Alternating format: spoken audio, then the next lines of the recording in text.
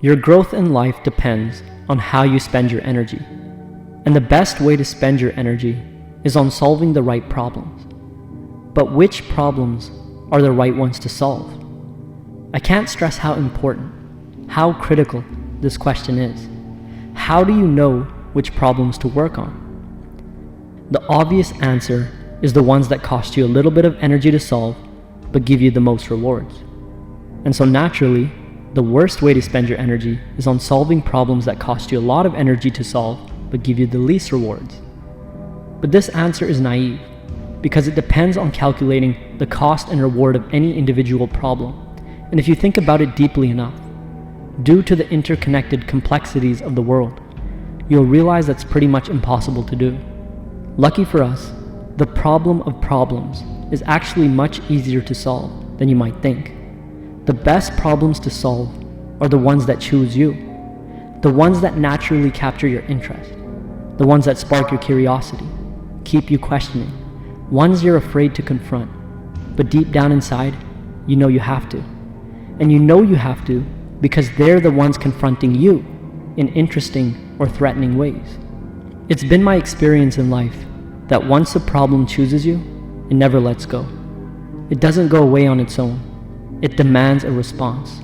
And you really only have two ways of responding: voluntarily confront it or defend yourself from it. And as Nietzsche said in his autobiography, in the long run, self-defense is one of the worst ways to spend your energy. And why is self-defense one of the worst ways to spend your energy? Imagine that you're living in the wild, and you live in a place surrounded by lots of wolves. And whenever you cook your food, the wolves try and steal it. And to stop them from eating your food, you constantly have to scare them away with a spear. And while you're scaring one wolf away, another sneaks up from behind you and steals some of your food. So now you have to scare him away. So much of your energy is wasted on the simple act of self-protection.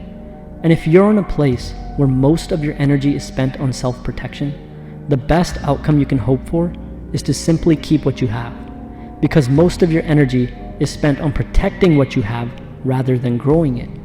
But because you can't protect yourself perfectly, in all likelihood, you'll end up even more impoverished over time. And as the number of wolves increase and multiply, you'll spend more and more of your energy simply trying to keep them away.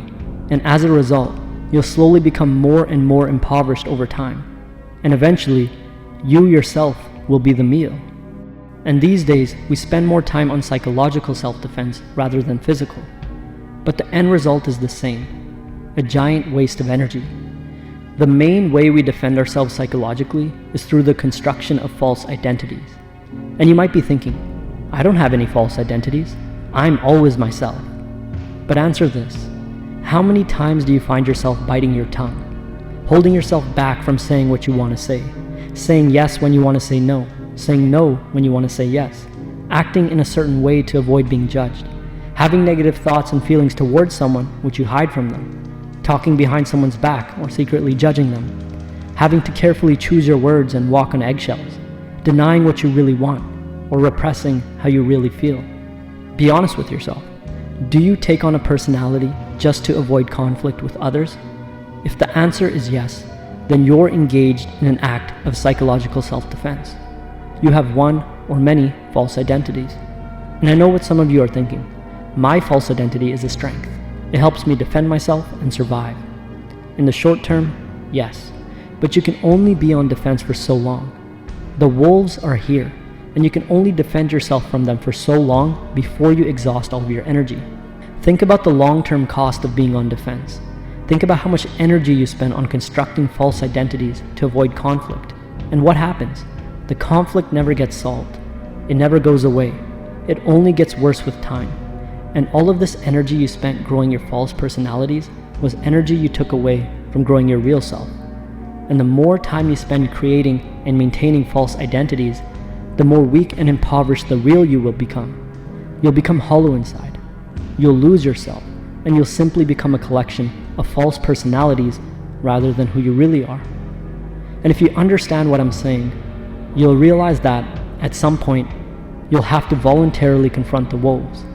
And if you confront them, if you get rid of them at their source, if you destroy their den, so to speak, then you would no longer be stuck in self-defense. And the energy you free up can be spent on gathering even more food, on growth, rather than mere protection. In other words, stop depending on false personalities to get by. At best, they'll buy you some time. At worst, they'll make you too weak to save yourself. Prepare yourself to face your problems head-on, sincerely, directly, and at the root.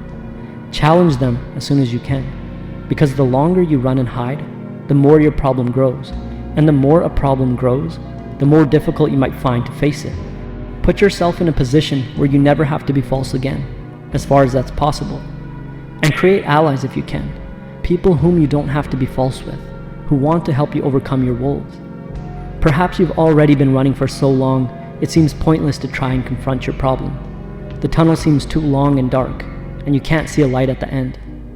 But just because you can't see the light, it doesn't mean it isn't there.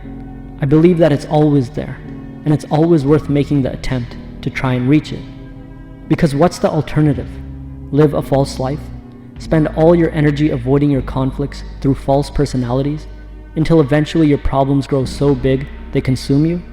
And once you solve the problem at its root, you can spend your extra energy on becoming stronger, flourishing, blooming, on becoming who you really are. And if you ask me, becoming who you really are is the most valuable and meaningful thing to be accomplished in this life.